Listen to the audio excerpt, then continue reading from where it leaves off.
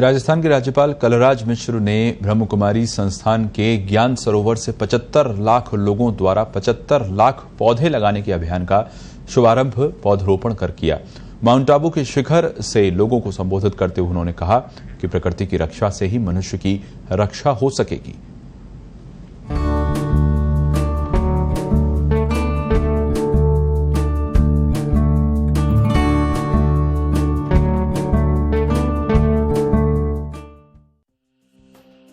ब्रह्म कुमारी जी संस्थान ने आजादी के अमृत महोत्सव के तहत स्वर्णिम भारत के तहत कल्पतरुः प्रोजेक्ट में 25 अगस्त 2022 तक 75 लाख पौधारोपण का लक्ष्य रखा है।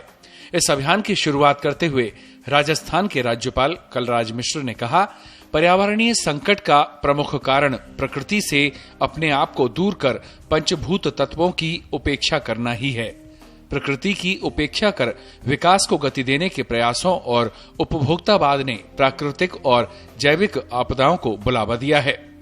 इससे इन संकट से उबरने में मदद मिलेगी। माउंट आबू प्रवास के दौरान राज्यपाल ने इस विशाल पर्यावरण संरक्षण अभियान का हिस्सा बनने पर खुशी जाहिर करते हुए कहा कि ब्रह्म कुमारीज समाज, देश और समाज को आध्यात्मिक क्रांति की ऊर्जा दे रही हैं। इस अवसर पर आबू रोड के तलहटी में बन रहे 20 एकड़ के आरोग्य वन का शिलान्यास भी राज्यपाल ने किया। सबसे अच्छी बात तो मुझे ये लगी है कि पौधे लगाने के साथ ही उनके संरक्षण को भी प्राथमिकता दी गई है।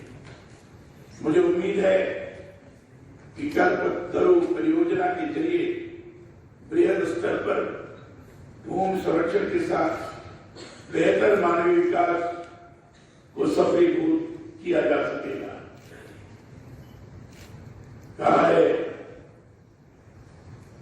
कि माता भूमि पुत्रो हम पृथ्व्या, भूमि माता है।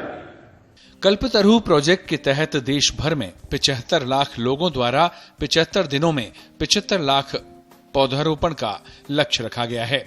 इसमें सबसे खास बात यह है कि इसके लिए एक मोबाइल ऐप भी बनाया गया है जिसमें पौधों की संख्या दर्ज की जाएगी। इसके साथ ही पौधों की जरूरत पूरा करने के लिए हेल्पलाइन बनाई गई है। हेल्पलाइन पर कॉल करने पर पौधे उपलब्ध हो सकेंगे। खास बात यह भी है कि इसे लेकर जो पैम्पलेट तैयार किए गए हैं उन्हें यदि कोई फेंकता भी है तो उससे तुलसी के पौधे निकलेंगे, क्योंकि वो पैम्पलेट तुलसी के पौधे के बीज से बना है। ब्यूरो रिपोर्ट, पत्रिका टीवी।